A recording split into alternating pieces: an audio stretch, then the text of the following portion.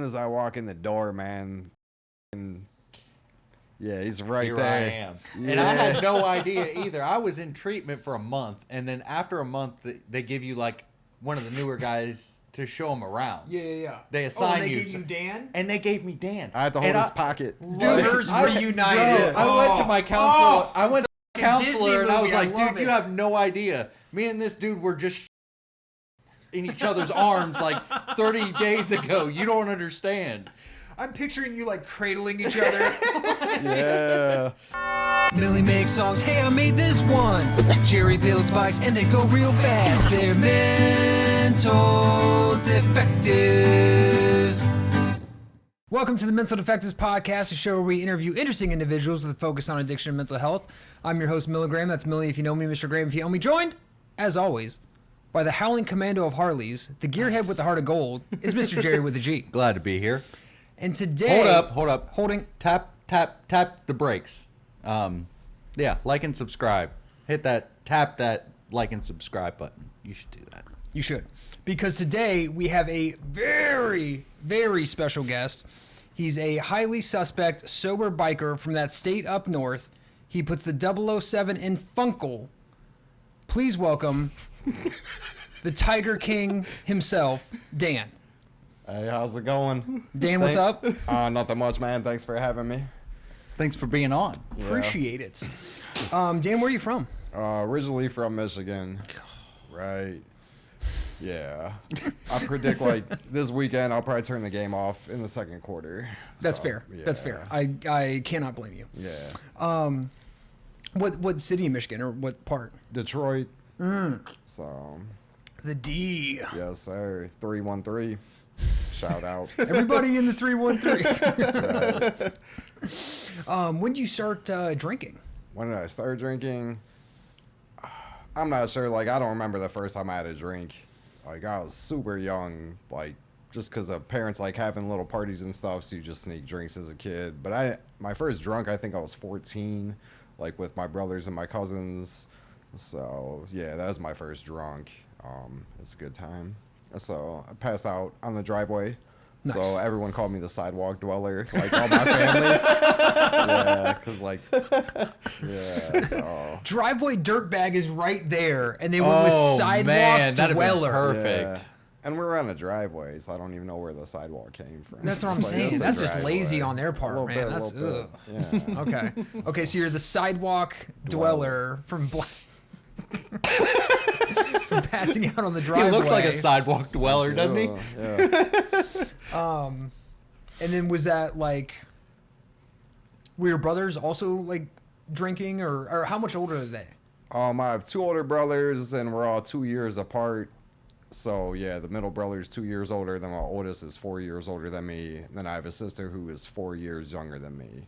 Okay, so when you're 16, say when you're 17, your oldest brother's 21. So that's the easy hookup on For getting sure. beer and Yeah. stuff. Hell yeah. Like he would hate doing it most of the time just because like bugging him, but he would do it for me. And then the middle brother, he was never a big drinker, so once he turned 21, he just gave me his ID, and yeah, so like we looked enough alike, so I was just going to bars and stuff at 18, and yeah, so it's nothing like once I turned 21 to do it like legally. So you'd find the sketchy drive-throughs who would tax you. You'd pay like $20 for a case of Natty Light in high school. Oh, but hell no. we didn't care though. Like they would sell it. So Right. yeah, that's probably how much it costs nowadays. Yeah, right. Inflation and such. You got to do what you got to do. That's right. Okay, so you do the first drunk at 14, and then where do we continue with stuff from there? Man, I would say like I didn't really do anything to that. I think that was going into high school. It's like Catholic school was kind of like no one was doing anything in middle school at the time I was in middle school. So yeah, going into high school, I didn't know anyone at first. But like it was relatively easy for me to meet people. And then like started smoking weed, drinking. You know, just like I look at like typical things like high schoolers do. So it was nothing out of the ordinary. So freshman year was that. Because I still played sports freshman year, but then sophomore year is when I like started getting into drinking and drugs heavily, and like that was then all I cared about. Like grades like went to hell didn't care about sports, like just wanted to party. So, but I thought I was just having, you know, like it's high school, like this is what we do, you know. It was always good times. Like, you know, go to school the next day and like brag about it, like, oh, we got so drunk, man, or like smoked a bowl out of a pop can, and like, Oh yeah. yeah, we're in my buddy's their garage, and we're smoking, and we hear the garage door open. Dude, we really got up, like, they had the little pull downstairs, and like we got up there in the rafters, and his dad pulled the car in and parked, and so we're like up in the rafters, and his dad's car is right there. So yeah, like we gotta like sneak down, and like we're climbing on his dad's car and shit. So yeah. Which, like, the funny thing, like, if the dad caught you guys smoking like $5 worth of weed, he would be less pissed than if he looked up and saw like a half dozen like teenagers like hiding in the rafters. Like, oh! Yeah. That's Amazing. hilarious. Hell yeah. So then like it progressed. I'd say junior year really like took off for me. I was drinking before school. I was like drinking by myself actually before school. Like, and at the time it was whatever, but now looking back, I'm like, yeah, it's not normal. Smoking weed by yourself, that's not a big deal. Like, well, at the time, like it wasn't looked at like a big deal. It's weed. So it's a little different than like hitting a Jack and Coke at 7 a.m. on a Tuesday too. Like, Yeah. They're more socially acceptable, I guess. Right. It's like Ice 101. I don't know why I drank that shit. It was so gross to me. What was but it? Ice 101. What the fuck is that? It's peppermint schnapps. Ugh. It's like Ooh. 101 Ugh. proof. Oh, So like, yeah. Get you there quicker. It really will. I mean, Damn yeah, but right. that's disgusting. Yeah, it really is. It is minty though. Well, so minty, that's right? why- That's probably, why, that makes sense. Yeah. Yeah. I could skip brushing my teeth. You wouldn't even know. Kill all the bacteria. Yeah.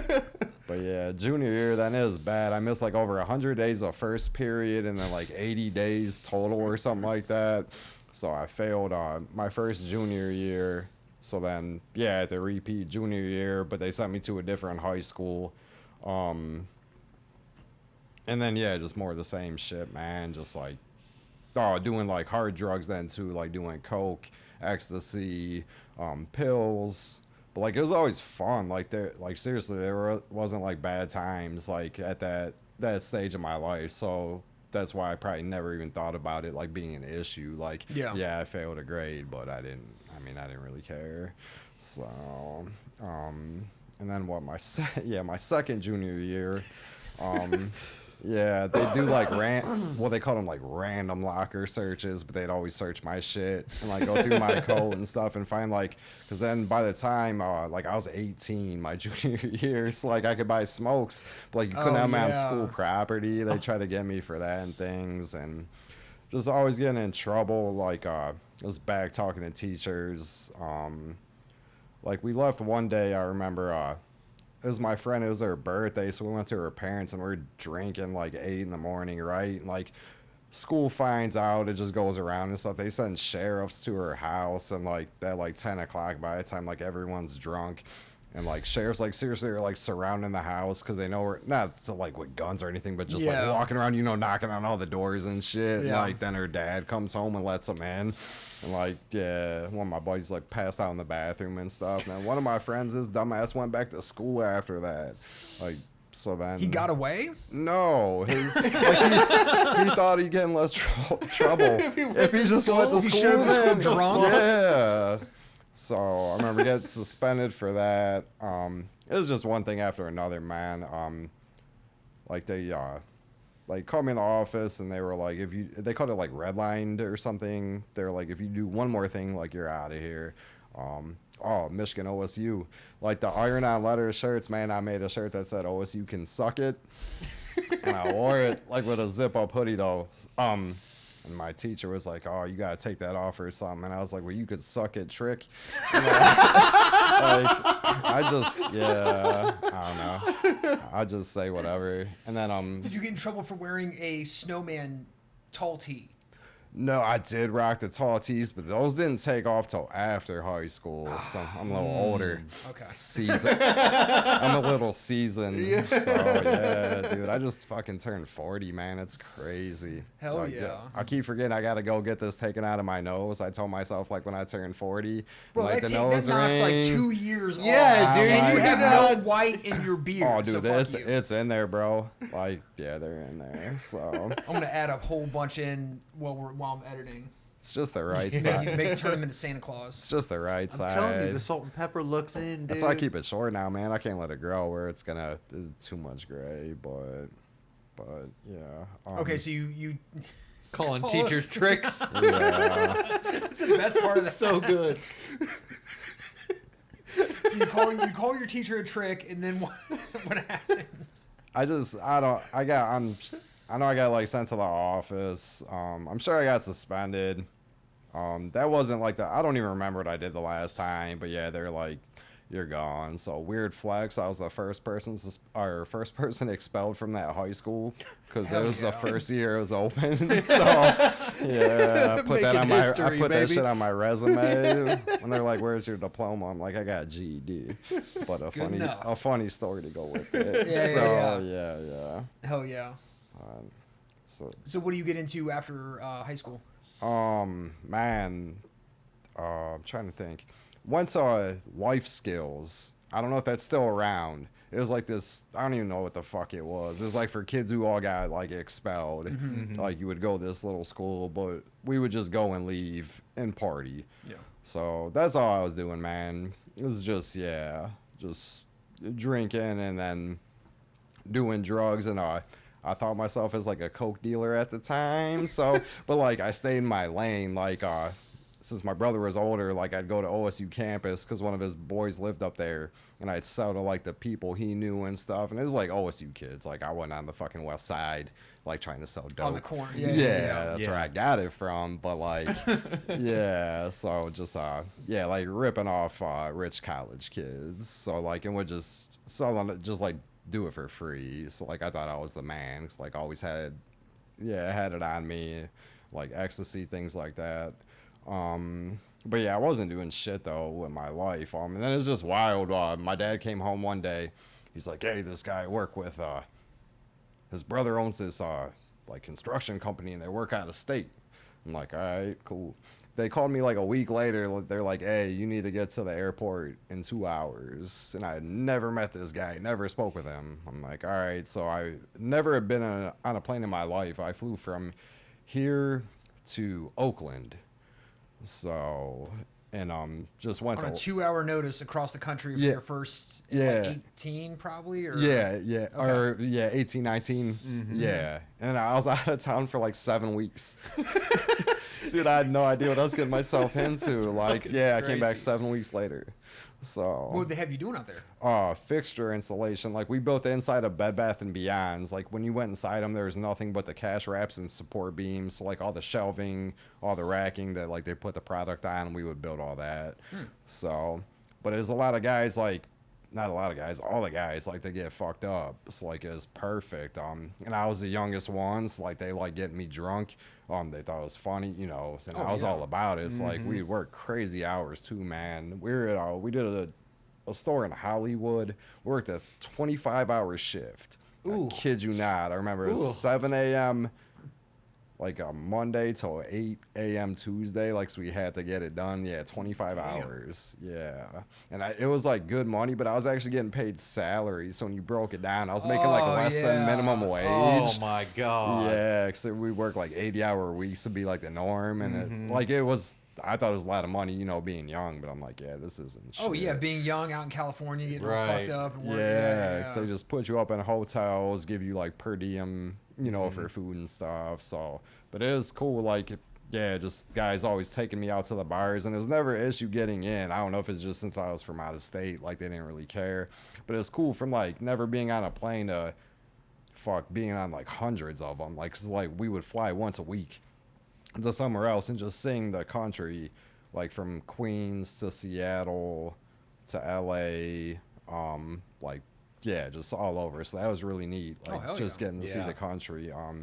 And it sounds so corny when people are like, we worked hard, but we played hard. But, I mean, we did. I got fucking kicked off an airplane in Idaho, of all places. Nice. Idaho Falls. Like, we'd always hire temps, like, in different cities.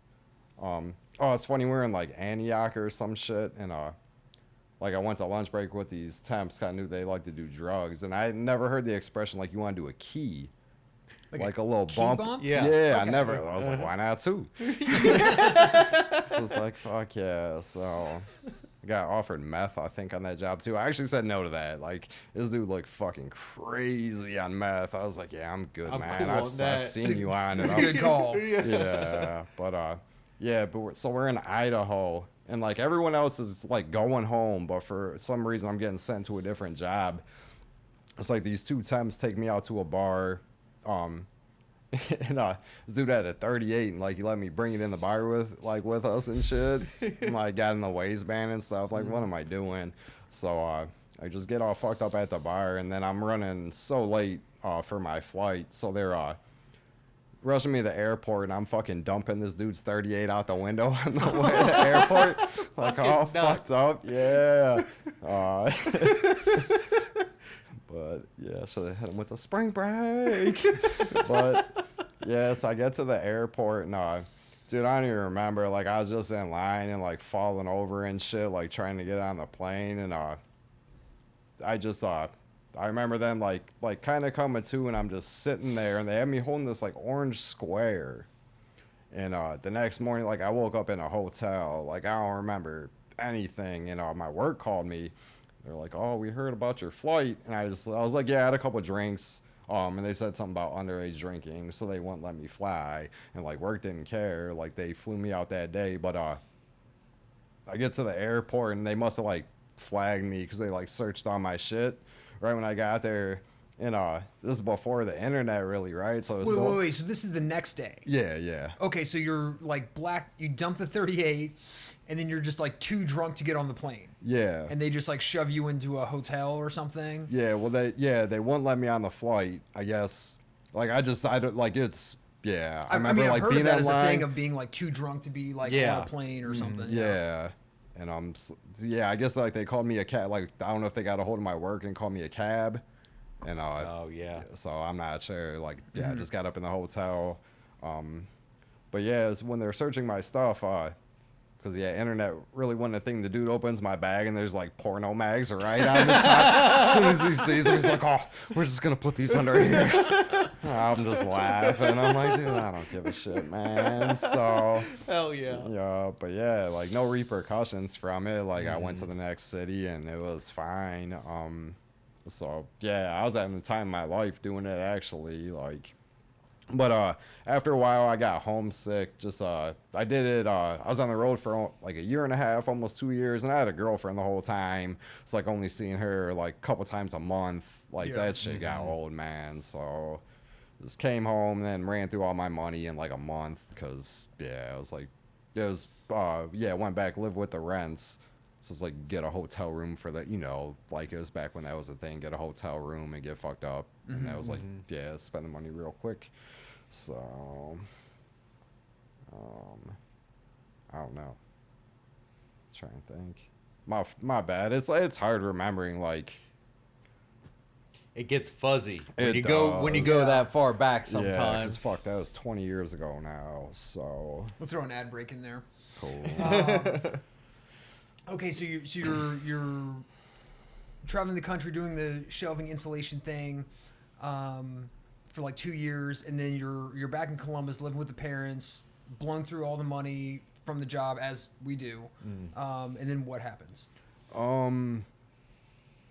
I just got a warehouse job. That's a big story of my life. Just getting like remedial jobs, like easy work, man, and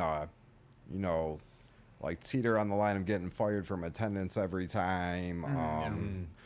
And jobs you could show up drunk, get high at, things like that. And I wasn't doing anything. And gosh, forget how old I was, but my girlfriend at the time, I call her like my long-term ex, because we were on again, off again for like 8 years. But she even asked me, she was like, why can't you just go like a weekend without drinking? And like I couldn't even go a day without drinking. And this is, I was young, like, yeah, so I think like I became an alcoholic like pretty quick. Probably back in like I don't fucking know actually. But like it didn't take long for me to Sure. like, but not really know even what that is. Like a lot of my family's alcoholics.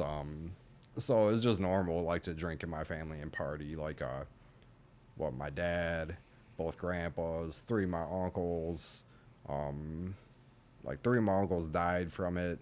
So yeah, so yeah, it's just a normal thing to do, man. Like for high school graduations, like we'd get a keg, like, and yeah, so it's like even in high school, like I have people over drinking, doing drugs, like is and the two is like a don't ask, don't tell type thing, like our family. So it was easy to get away. I don't even know if it's getting away with it. Just do shit and no one would say anything. So, but yeah, just the remedial jobs, man. And I was still like doing like I didn't really get into opiates until I'd say like my mid-20s. Like drinking, like yeah, I was out of control. Like I was a mean drunk too. I was one of those like want to fight, and like once I got mad, there was no going back. Like that was me for the night. And then like yeah. But again, it was just that no consequences, man. Like so I didn't care. Like even DUIs. Got a couple DUIs. I joke about it, but it's true. My second DUI, my car insurance dropped $20 a month, and like I bragged about it. Yeah. So I blacked out and took out like a big ass telephone pole. And yeah, I came to, and I'm like trying to start my car. It wouldn't start, and someone already called the cops, I guess, because they were behind me like not even 2 minutes after. And yeah, the cop was cool though, man. Like he didn't cuff me, he didn't take my phone. Like I texted my girl because I dropped her off at the bar, or from the bar, dropped her home, and I was going home. And I texted her, I was like, I just got a fucking DUI. She was like, you dropped me off like an hour and a half ago. She's like, where'd you go?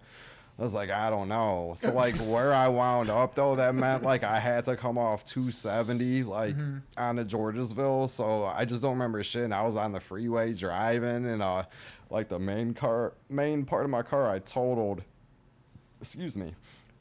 There were like dents and shit all on the other side of my car too. So I was just You definitely hit something just else. some shit. Oh man, I destroyed a car before that though. I hit a fucking metal picnic table in a parking lot.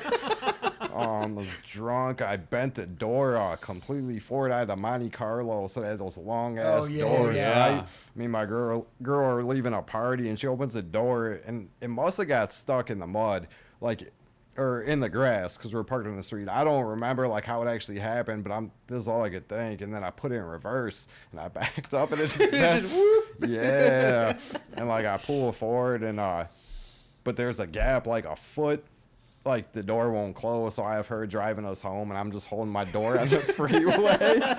Yeah, and gosh, I was like 19, I think, or 20 when that happened. So I remember my dad, like, what the fuck happened? I'm like, I was on campus. I was like, someone must have kicked my door or something, or hit it with a bat. I'm like, it's whatever. And then at that age too, it's like, I mean, obviously it's dumb to like destroy your car like that, but it's equally dumb to drive home holding the thing shut, you know. But I would have been like, of course, that's what I gotta do to get home. Like, what else am I gonna do? Exactly what you do. Yeah, call a tow truck when you're loaded. Like, nah, That ain't gonna happen. I'm not paying, I ain't paying for that. The Mental Defectives podcast is brought to you by Milligram's new EP, More Is Always Better. 6 electrifying tracks available on all streaming platforms. How do we get into opiates from here? Man, it's like I would take like Perk 10s and Vicodins and things like that. But it never really, I don't know, like my thing was like drinking. Like I drank every day. So it took me a little while to find like what I truly enjoy. I remember one of my buddies, like when 30s were like, well, I don't know if they're still, when they were a thing, Like, and I just would tell myself, like, I'll never do them. I'll never do them. And I would know just one day we were hanging out watching football, and I was like, man, let's get them. You know, and I did one, man, and dude, I was in love. Like, as soon as it wore off, we were going to get more. Like, and that, like, it was just on the weekends. And then it started creeping into the week. And the first time I had withdrawals, I didn't know I was withdrawing. Like, I didn't know what it was. I thought I had the flu. I remember I'm walking around Kroger and I'm calling my mom, like, telling her my symptoms. I'm like, hey, what should I get for this? Like, I had no idea withdrawals were a thing. Like, so yeah, man. And then it's just shit. I was living with one of my buddies at the time doing that. Going back, so the second DUI totaled that car, but they broke me off like a proper check for my car's value, and I owed less than $1,000 on it. And it's like I fucking bought my brother's car, but I didn't have my license or a license plate, so I was riding dirty for like a year. I totaled a 4-cylinder, so I was like, let me buy your V8 Mustang. So I was driving that around, and like, then I didn't have a car payment because the insurance money's like, yeah, no consequences, man. So like I get DUI and then get a new, like, used car, but a better, and it's paid off, right? And it's interesting too, like building your, and I'm sure it's like not something like we realize we do at the time, but like building my life around my drinking and using, you know, like you're saying, like a warehouse job, like buy the car off your brother. It's like the drinking and the using comes first, and then like everything else is like the secondary to that. Yeah. So interesting, like how we can do that and not even like know that's you what don't we're even doing. realize what you're doing. Yeah. It's crazy to say that because that was one of the things I always remember. Yeah, my girlfriend at the time saying about that. Like, it's not about like, let's go to a hockey game, let's go do this. It's like, where can I go drink, and then whatever comes with it, you know. Yeah. But yeah, like you said, the focus was drinking or doing drugs, and then wherever I'm at. But yeah, once the opiates took off, it was crazy though. Like I always heard those stories of people like, oh, I spent this amount of money, you know, in a day. I'm like, bullshit. And then I started doing it, and I'm like, yeah, this is a real thing. And so I think maybe like a couple years into it, I was desperate. I looked up just like cures for it. I didn't know what I was looking for, like cure for opiates. Surprisingly, the cure stopped taking it. Right? Yeah, I didn't read that one though. So I saw Suboxone though. It's like I remember hitting up one of my brothers, and I was like, man, because he knew about he didn't know how bad I was, but I was like, man, I found this shit called Suboxone, like where you like pay for my first visit, and he did. It's like I went and saw the doc, and they don't tell you anything about it, man. They just give it to you. Yeah. And it was like the 2 strips a day, you know, and they don't tell you about the constipation. Like, holy shit. Like, well, I couldn't. Yeah, right. Because like I'm a thin guy, man. So like that's been no issue. It was probably like 5-6 days. Ugh. Like, just it was probably not the worst pain I've been in, but just such an odd pain that hurt. Like, oh my gosh, like I don't wish that on anyone. Like, I remember calling the doctor, like, bro, what is going on? And he's like, oh yeah, just increase your fibers. So I'm like, what? No, you need like a double espresso and a black and mild. It'll get you going real quick. Fucking Marlboro Red, bud. Dude, it is. Oh my gosh, yeah, just like laying there on the bathroom floor, like, because you can't shit. Yeah, you can leave that in. I don't give a fuck. So yeah, The title of your episode, Right. The first clip, Dan talks constipation and fiber. Right. Okay, so you get on subs, and are you like how serious are you taking this at this point? Is this like, I just want to, like, I'm just replacing like 30s with subs, or like I want to actually like get sober, or like I'm taking subs like Tuesday and Wednesday, and then I'm doing 30s on the weekends, or like, how's that going? When I first started, I didn't have a plan, but I wasn't like, I'm done forever. I just did them, and I actually stayed on them for, I'd say, like 2 months. Like, that's all I did. I took subs every day for 2 months. But then a couple months later, it's like, I don't know, just got that itch, you know, that urge one day. And what they don't tell you too is like, you can't fucking get high like when you do drugs, like right after the well, if it's an opiate, Yeah. so I Yeah. kept trying and trying, like what the fuck. So yeah, it took like some days to actually like. Oh, because you just had so much of it built up in your system. Yeah, Yeah. man. So yeah, a lot of wasted money. So, but and then yeah, once I got it, I guess out of my system, it's just back to doing drugs. Then I found out there's like people bought Suboxone, I had no idea, and like people would pay good money for them, so I would Hell just yeah. go get my prescription every month, and I'd keep one like for myself and like offload the other ones that day and buy drugs, and then I would do that for a while. Suboxone I was on like three separate times, like, but yeah, then it was just get drugs, like get subs for money. Yeah. So And were you working at this time, or? yeah, like again, just fucking bullshit warehouse jobs, and I'd always find like ways to like steal money or just steal like time, I guess you would call it, like clock in and leave. And oh shit, I just thought of just one of them. I did that. I don't think I was sober though when I did that one. Dude, it was I don't know. I think you were for was a I minute. You were sober? sober, but man, didn't you get paid for like? yeah. Dude, that Wow. was a. I don't know how this works, like talking directly about like.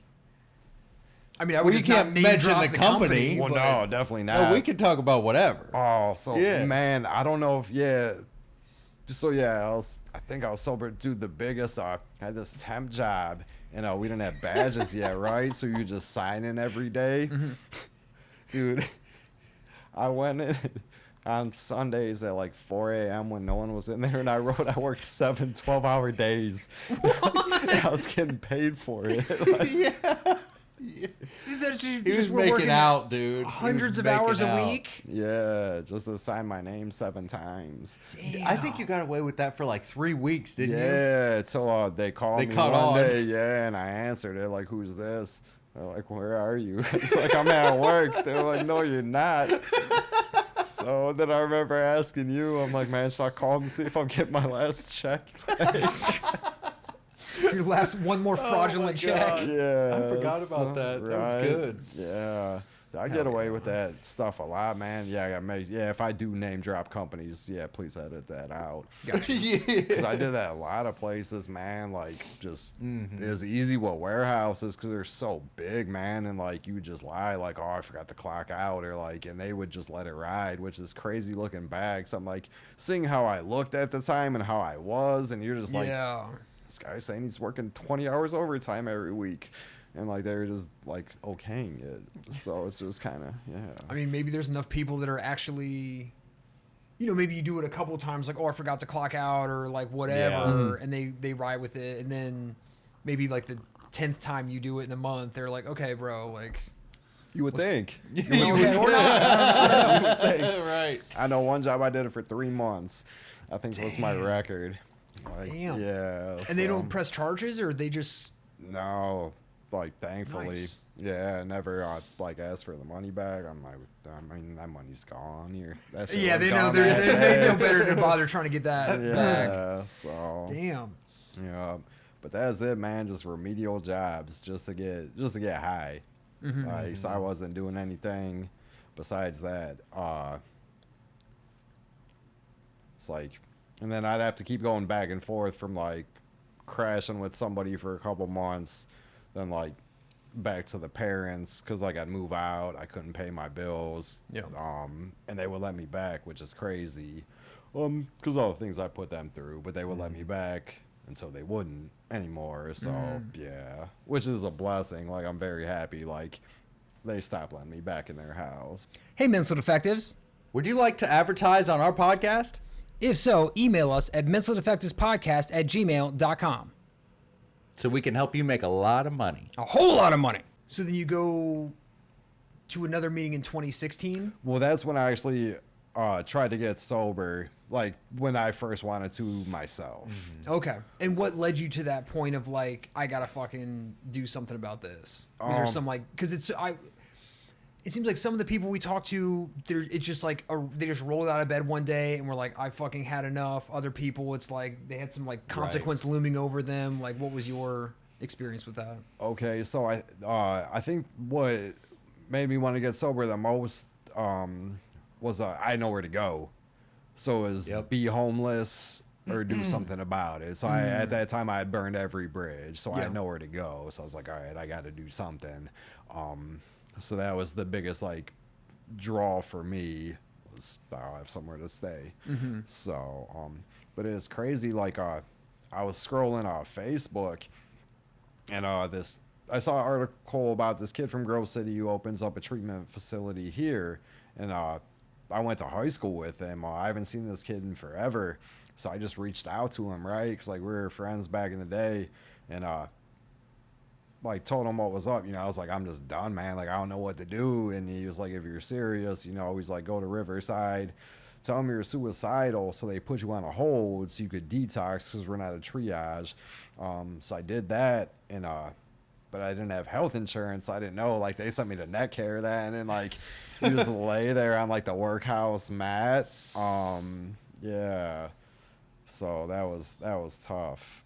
Just laying there, and like no, like I didn't know who to call. Like he gave me a number and like no one would answer. So I thought, I was like, bro, I just put myself in net care and like no one's coming to pick me up, or what's going on. Yeah. So your boy White T-shirt is actually who came and picked me up from who you guys from net care, and took me to this treatment place, man. And it was cool, it was nice, but I had such a big ego because I went to school with like two other kids who worked there. I call them kids, and we're all like 30. The exact same age. Yeah, all same age. But yeah, it's like I had such a big ego. So I'm like, man, I used to get fucked up with the owner and like the workers too. It's like I never checked my ego or anything like that. Like, and I really had nothing to lose, I guess, because like my family was so happy that I was in treatment. Like I didn't know my brother, I didn't know who was buying them. I didn't care at the time, just being selfish. But like my brother would buy my smokes for me, things like that, and they were just happy to see me doing well. So like I let it get to my head, and like I said, just in there for somewhere to be. So that didn't last long. Like did their little sober house, and I think is that then after that I moved out with you, I think. Yeah. So we met in treatment in 2016. Yeah. And then we were both in the sober house for a while, and we relapsed in there, didn't we? Yeah. You and I were sitting on the back porch, and we were like, man, pill sounds good, doesn't it? Yep. And we went and got them. Yeah, I remember now, dude. Like you came home from work, and it's just like one of those days. Yep. And, like kind of just looked at each other, like, yeah, let's go. Let's do Such a it. terrible influence. Yeah, man. But shortly after that, we did. Yeah, I think we moved out together. Yeah. For a little while. And then, but I was down bad. I think Jerry gave me my like third of the rent money, and I spent it on drugs though. So that's right. I couldn't live there anymore, and I think you're like, why didn't you tell me? Like we could did drugs together. So, I was like, what the fuck, dude? Yeah. Really? Hold on. Yeah. You knew not to give me that rent money. So, man, I'm trying to think. I think I don't know where I went after that. I don't know if I like begged my parents to let me go back there, maybe. I think you stayed there for a little bit, and then after that, you moved to that spot on the west side, right? Oh, yeah. Yeah. I got kicked out of my parents. I was stealing money from my dad. First, I had a little stint in Whitehall. Fucking shithole townhomes. I forgot about that. Yeah, they're demolished now. Like the ones off Broad, I forget there's a speedway, and then that big ass dome thing, those townhouses or whatever, man. Like I knew a guy who was living there, and he was doing dope. I knew he was doing dope, but like he didn't come out and like, bro, stop lying. Like you can see the ripped up filters and everything. Oh yeah. So, man, I don't know then if I was doing like the detox tour like every weekend or every other weekend. I'd be in a different detox, like from like fucking Zanesville to like Lancaster and things like that, just wherever it would take me. Some weren't bad though. Some were all right. Like actually had good food. So. And was this like I'm trying to get sober again, or is this like I'm trying to just have a roof and meals for the weekend? Or a little bit of both, maybe. Yeah, I would say both, because I would say at the time, honestly, I didn't know what I was doing. Like, I didn't want to live like I was living anymore, but I didn't. Well, I guess I It's knew. like some kind of jumping off point. Yeah, like I guess I knew what I had to do, but I just wasn't ready to do it yet. So that's honestly probably the biggest thing. Like, I just still wasn't willing to put in the work to better myself. So, and that What led you to get to that point of being willing to just being like surrender and be like, you know what, fuck it, I'll just do what y'all are telling me to do, suggesting I do. So Jerry went back into treatment a month before I did. And in my last month then I was running out there by myself, and it got dark real quick. Were y'all like running? Oh yeah, we were hell running yeah, buddies, okay, dude. nice. So for like 2 or 3 years, him and I, we worked at the same job for a while delivering auto parts, and it was fucking perfect, dude. Yeah. We could go stop at the dope spot and we'd meet up and get each other well, and yeah, we've been through some adventures. Yeah. Hell yeah. Yeah. So, fucking banging dope in a sober house. Oh like, yeah. Yep. Yeah. Yep. So. Anyway. Now look at you. Right, Matching yeah. beanies and flannels. What a Right. romance story. I love Drinking sugar-free Fanta. it. Hell Damn right. yeah. So. What'd you say? You're my rehab romance? It's those eyes, man. It's funny though. When you came in, you flew under the radar there because we had a fucking lunatic in there at the time. He came in the same day as you. I can't remember his name. Oh, I wouldn't yeah. say it anyway, but yeah, he was Right. just, this guy was off the fucking, like, off his rocker, man. And he was just, it was Jerry was just there, like, what's up? Like, What's going on, guys? yeah. Yeah. But, yeah, so my last month, though, man, like, being out there by myself, that shit was sketchy. I was living on the west side at the time, and like I overdosed a couple times by myself. That was scary. And I think that dude who worked at my first treatment place, or the first treatment place I was in, he called my mom's phone because I didn't have a phone at the time. I sold it in those little machines. So That's right. You were bad at that. yeah, dude, I'd go like get a phone at like a new phone plan and sell the phone that day, and then like try to do an insurance claim like before I even like, yeah, they're like, no, you can't do that.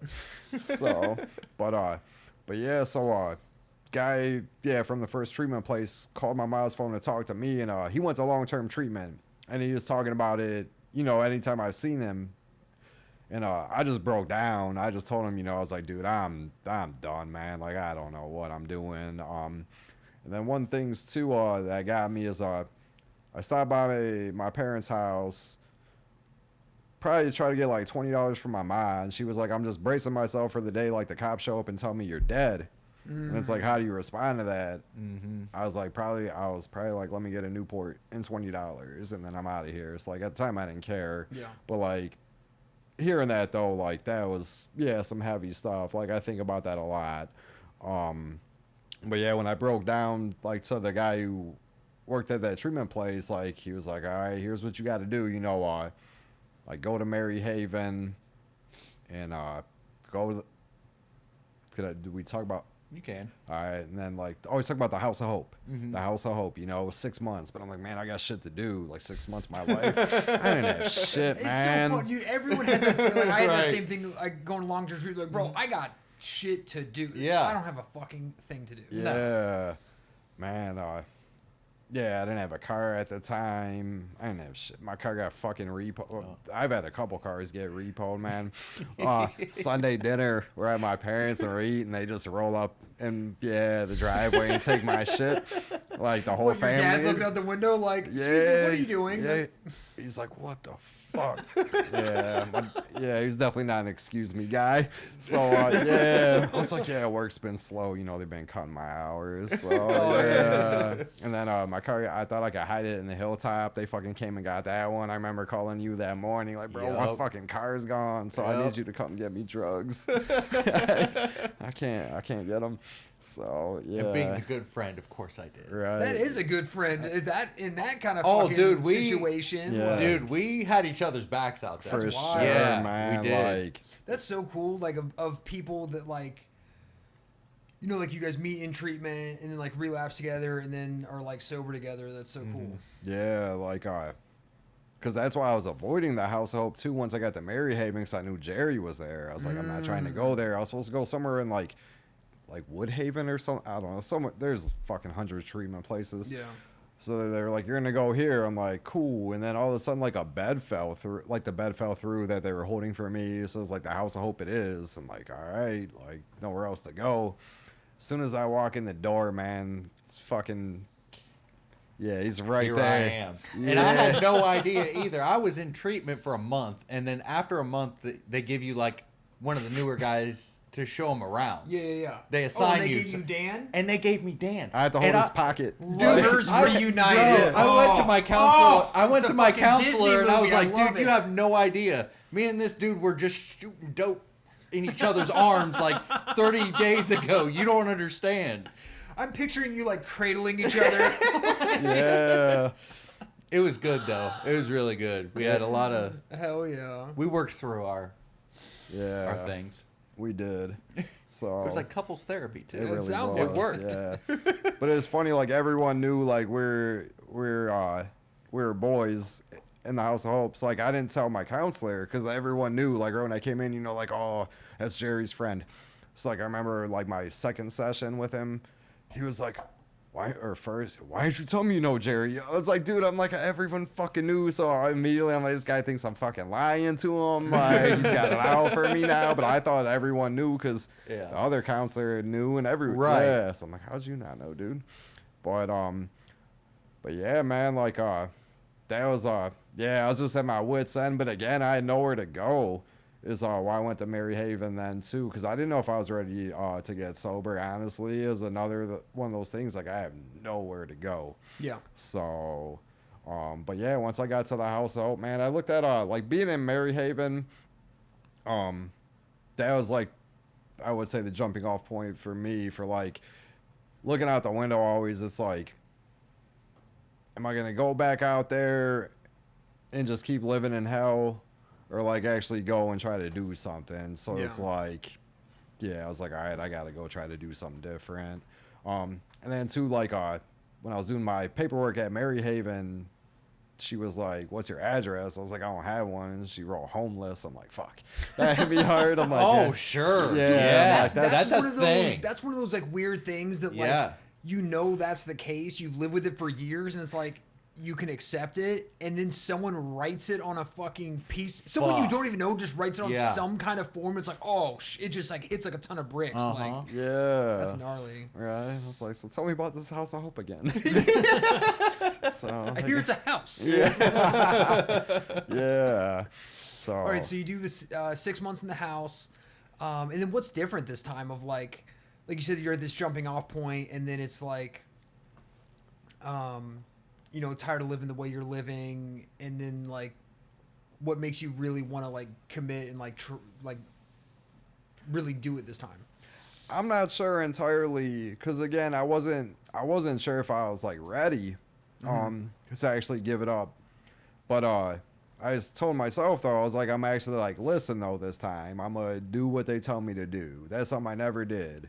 Like all the other treatment places, I would just try to do what worked for me, and it never did. So this time around, I was like, I'm actually sit here and listen, because they'll tell you like, sit down and shut up. I was like, all right, I'll do that. And I don't know, like slowly but surely, like time was passing, and it just started falling into place. So Well, you also did the work too. Yeah. You actually applied. You know what they were saying. You did it. yeah, and that's You know what I mean? and yeah, that's a big part because yeah, you could sit in there and just coast if you wanted Yep. to. People think it's so strict, but you could fucking coast if you want to the whole time. But yeah, actually putting forth the effort, yeah, and trying to better myself. Like when I first got in, you have to put down like 5 or 10 goals my counselor had me do. I wanted to complete before I got out. And then I remember like my last session or second to last, he pulled out the sheet, and I was like, man, I didn't hit any of these. I hit every single goal that I didn't even remember like making, Oh, you know, 'cause nice. you're like so early on. So that was cool. My last big hoorah though, dude, 2 Subutex. It didn't do anything. That's all I had. And, like, they just Shit. sat there, you know. You'd be withdrawing, like, I'm not fucking taking these because I'm gonna come up with some money right when I do. yeah. Dude, Yeah. talk about like the internal struggle. Yeah, it's like Yeah. this is the end. Yeah, man. And so many of us go out with such like a sad ass, Oh, just like something just like super fucking lame so like that. Like, it's so- anticlimactic. yeah. Yeah. Terrible. Oh. Okay, so you get out of the house and then what happens? Once I get out of the house, I go to their sober living, and again, I was like, take my time. You know, the houses are very nice. Like I didn't feel rushed to get out. Like they helped me tremendously. It's insane. Like I didn't have a car, and came across Jerry's sponsor at the time was selling his little beater, and I bought it from him. Like talked to the house. You know, I was like, hey, I'm gonna be late on. Like, can I be late on my rent? Cause I'm about to get this car. They're like, just pay half your rent this month. Damn. Yeah, for me doing the right thing, like they were there to help, which is awesome. Like people, like not people. There are a lot of like shitty sober houses, like we've been in them, where they're in the hood and they're just all about money. At fucking 12 guys with one bathroom and bed bugs, like sleeping on couches and shit. Yeah. Like, but yeah, like the House of Hope sober house is so nice. Own bedroom, like fully furnished and things like that. So like I said, you didn't feel rushed to get out. I had to go I flew to Houston for my nephew's celebration of life, again called the sober house. I was like, hey, can I be late on my rent because I gotta fly to Houston. They may not even have made me pay it that month, I don't remember now, but like just for me doing the right thing, they were there to help me Oh yeah. along the way, which is amazing. So because like I used to be ashamed, like, being going to treatment, being sober, but I look at it like it's a blessing now. Like, how many people get to take 6 months out of their lives to do nothing but better yourself? Yeah. Like, that's all that was asked of me. I got fed. I got fucking a bed. Like, I had to do my own laundry. I was like, damn, I don't know how to live. I gotta do laundry, and I was pissed about that. But yeah, like gourmet Small price meals to pay. too. Yeah, man. Yeah. Like to do nothing but better myself. Yeah. Like that's amazing. Yeah. So, but yeah, like I said, took my time in sober living. When I moved out, I felt I was ready. Found a little 1-bedroom apartment. That's the first time I ever had my own place.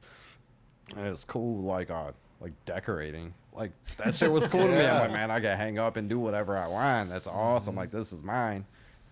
You know, like the scumbag in me, I was like, man, I can't wait to tell someone get the fuck out of my place. I never kicked anyone out though, or had to, but I was like, that'll be cool to do. So, but yeah, yeah, it was cool, man. Like I said, I felt I was ready, and it worked out well. Like it worked out because I was like good in my sobriety, because had I not been and moved out by myself, like I'd have fucking relapsed with the quickness. But I actually lived by myself, and I was good, because like I didn't change up my routine, like still go to meetings, shit. Yeah. Yeah, you're Sorry. good. But yeah, I didn't change up my routine from treatment, and that helped. Like worked with sober people, me and Jerry. Yep. Maybe guest guys. starring in a music video helped out as well. Yeah, I think that might have been a thing. I know. I tried to ride your It was good though. It was really good. We had a lot of. Hell yeah. We worked through our things. We did. So It was like couples therapy too. it really sounds was. like it worked. Yeah. But it was funny. Like everyone knew, like we're boys in the House of Hopes. Like I didn't tell my counselor, because everyone knew. Like when I came in, you know, like, oh, that's Jerry's friend. So like I remember like my second session with him, he was like, why didn't you tell me you know Jerry? I was like, dude, I'm like, everyone fucking knew. So immediately I'm like, this guy thinks I'm fucking lying to him. Like he's got it out for me now. But I thought everyone knew, because the other counselor knew, and Right. Yeah. So I'm like, how'd you not know, dude? But yeah, man, like that was yeah, I was just at my wit's end. But again, I had nowhere to go. Is why I went to Mary Haven then too, because I didn't know if I was ready to get sober. Honestly, is another one of those things, like I have nowhere to go. Yeah. So But yeah, once I got to the house, oh man, I looked at like being in Maryhaven. That was like, I would say the jumping off point for me for like looking out the window. Always, it's like, am I gonna go back out there and just keep living in hell, or like actually go and try to do something? So it's like, yeah, I was like, all right, I gotta go try to do something different. And then too, like when I was doing my paperwork at Maryhaven, she was like, what's your address? I was like, I don't have one. And she wrote homeless. I'm like, fuck, that can be hard. I'm like, Oh, sure. Yeah, Yeah. like, That's one a of those, thing. That's one of those like weird things that like Yeah. you know that's the case. You've lived with it for years, and it's like you can accept it, and then someone writes it on a fucking piece. Someone you Fuck. don't even know just writes it on Yeah. some kind of form. It's like, oh, it just like hits like a ton of bricks. Like yeah, that's gnarly. right. I was like, so tell me about this house of hope again. So I hear it's a house. yeah, yeah. So All right, so you do this 6 months in the house, and then what's different this time? Of like you said, you're at this jumping off point, and then it's like, you know, tired of living the way you're living, and then like, what makes you really want to like commit and like really do it this time? I'm not sure entirely, because again, I wasn't sure if I was like ready, to actually give it up. But I just told myself though, I was like, I'm actually like, listen though, this time I'm gonna do what they tell me to do. That's something I never did. Like all the other treatment places, I would just try to do what worked for me, and it never did. So this time around, I was like, I'm actually sit here and listen, because they'll tell you like, sit down and shut up. I was like, all right, I'll do that. And I don't know, like slowly but surely, like time was passing, and it just started falling into place. So Well, you also did the work too. Yeah. I mean, you actually applied. You know what they were saying. You did it. yeah, and that's You know what I mean? and yeah, that's a big part, because yeah, I mean, yeah, you could sit in there and just coast if you wanted Yep. to. People think it's so strict, but you could fucking coast if you want to the whole time. But yeah, actually putting forth the effort, yeah, and trying to better myself. Like when I first got in, you have to put down like 5 or 10 goals my counselor had me do. I wanted to complete before I got out. And then I remember like my last session or second to last, he pulled out the sheet, and I was like, man, I didn't hit any of these. I hit every single goal that I didn't even remember like making, Oh, you know, 'cause nice. you're like so early on. So that was cool. My last big hoorah though, dude, 2 Subutex. It didn't do anything. That's all I had. And, like they just Shit. sat there, you know. You'd be withdrawing, like I'm not fucking taking these because I'm gonna come up with some money right when I do. yeah. Dude, Yeah. talk about like the internal struggle. Yeah, it's like Yeah. this is the end. Yeah, man. And so many of us go out with such like a sad ass, Oh, just like something just like super fucking lame so like that. Like, it's so- anticlimactic. yeah. Yeah. Terrible. Oh. Okay, so you get out of the house, and then what happens? Once I get out of the house, I go to their sober living, and again, I was like, take my time. You know, the houses are very nice. Like I didn't feel rushed to get out. Like they helped me tremendously. It's insane. Like I didn't have a car, and came across Jerry's sponsor at the time was selling his little beater, and I bought it from him. Like talked to the house, you know, I was like, hey, I'm gonna be late on, like, can I be late on my rent because I'm about to get this car. They're like, just pay half your rent this month. Damn. Yeah, for me doing the right thing, like they were there to help, which is awesome. Like people, like not people, there are a lot of like shitty sober houses, like we've been in them, where they're in the hood and they're just all about money. You have fucking 12 guys with 1 bathroom and bed bugs, like sleeping on couches and shit. Like but yeah, like the House of Hope sober house is so nice. Own bedroom, like fully furnished and things like that. So like I said, you didn't feel rushed to get out. I had to go I flew to Houston for my nephew's celebration of life, again called the sober house. I was like, hey, can I be late on my rent because I gotta fly to Houston. They may not even have made me pay it that month. I don't remember now, but like just for me doing the right thing, they were there to help me Oh yeah. along the way, which is amazing. So because like I used to be ashamed, like being going to treatment, being sober, but I look at it like it's a blessing now. Like, how many people get to take 6 months out of their lives to do nothing but better yourself? Yeah. Like, that's all that was asked of me. I got fed. I got fucking a bed. Like, I had to do my own laundry. I was like, damn, I don't know how to live. I gotta do laundry, and I was pissed about that. But yeah, like gourmet Small price meals to pay. too. Yeah, man. Yeah. Like to do nothing but better myself. Yeah. Like that's amazing. Yeah. So, yeah, like I said, took my time in sober living. When I moved out, I felt I was ready. Found a little 1-bedroom apartment. That's the first time I ever had my own place. And it's cool, like decorating. Like that shit was cool to me. I'm like, man, I can hang up and do whatever I want. That's awesome. Like this is mine. You know, like the scumbag in me, I was like, man, I can't wait to tell someone get the fuck out of my place. I never kicked anyone out though, or had to, but I was like, that'll be cool to do. So, but yeah, yeah, it was cool, man. Like I said, I felt I was ready, and it worked out well. Like it worked out because I was like good in my sobriety, because had I not been and moved out by myself, like I'd have fucking relapsed with the quickness. But I actually lived by myself, and I was good, because like I didn't change up my routine, like still go to meetings, shit. Yeah. Yeah, you're Sorry. good. But yeah, I didn't change up my routine from treatment, and that helped. Like worked with sober people, me and Jerry. Yep. Maybe guest guys. starring in a music video helped out as well. Yeah, I think that might have been a thing. I know. I tried to ride your coattails for my 15 minutes of fame prior. It didn't work. Yeah, look up serotonin. Look for the guy on the Harley. That's me. Hell That's yeah. him. Yeah, I'm him.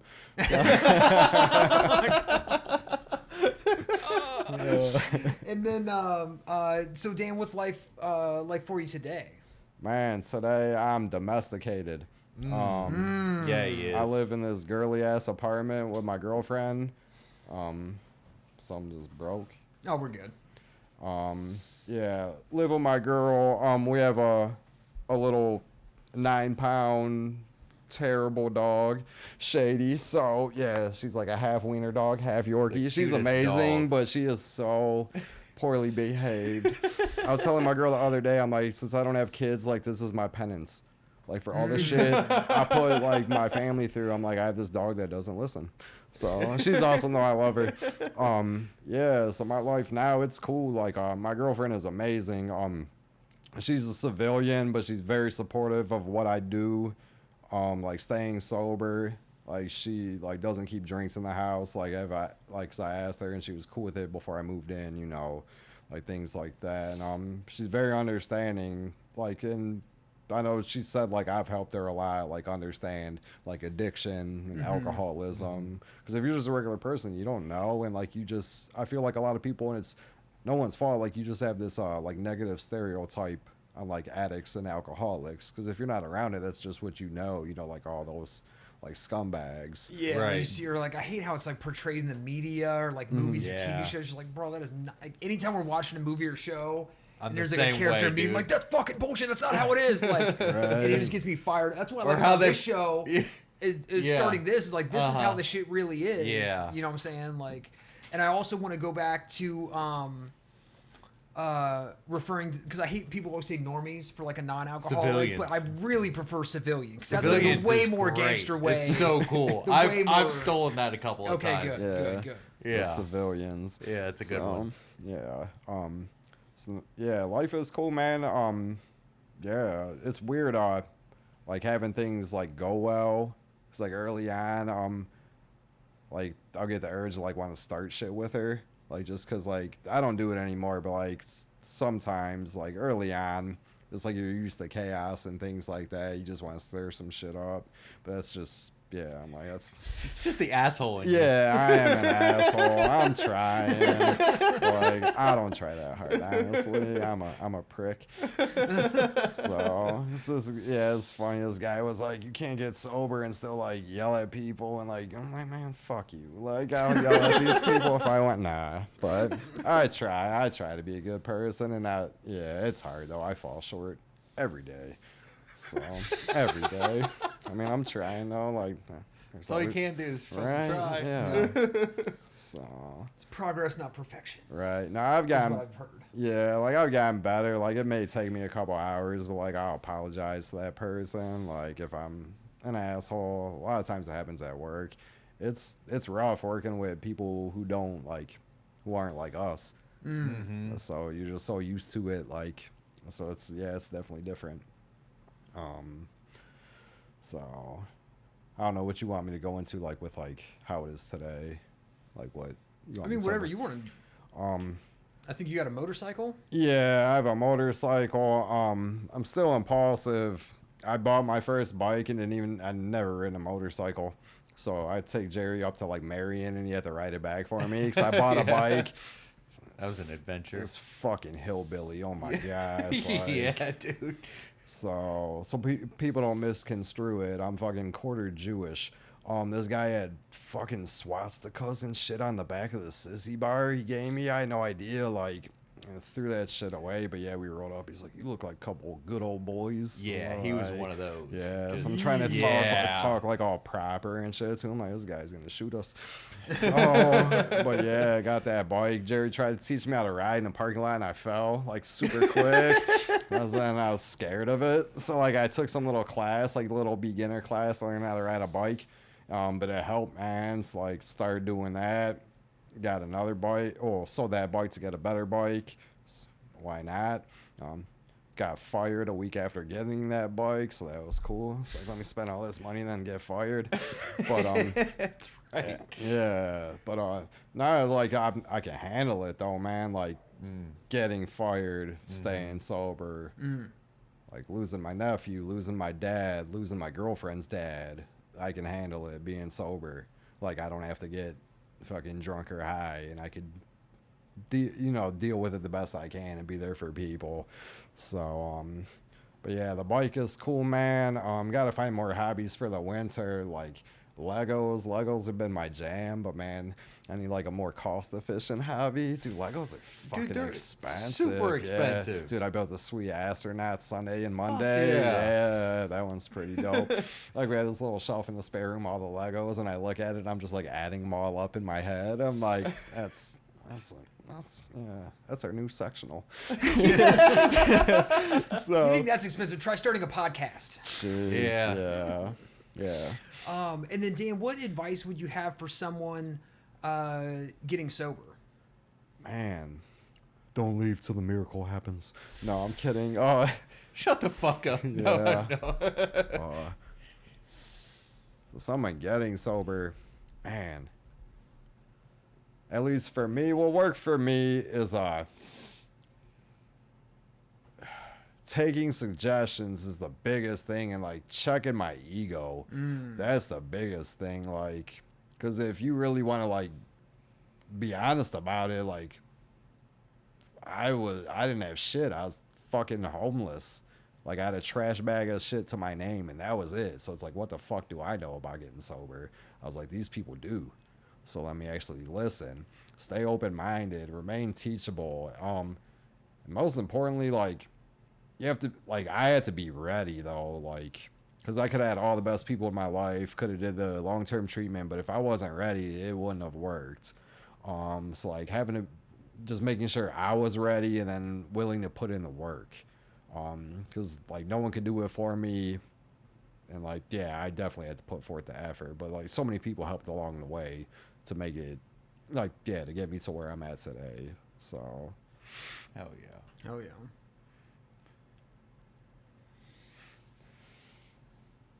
Well, Dan, thank you so much for coming on today. Real quick before we get out of here, you had posted on Instagram your top 5 rappers of all time, and it was Eminem, Yellow Wolf, Macklemore, Mac Miller, and Jelly Roll, and I couldn't help but notice they all have one thing in common. But I couldn't quite put my finger on what it was. they're amazing. It's the Mental Defectives podcast. It's Milligram Jerry with a G. Dan. We'll see you next time. I was gonna say they're amazing artists.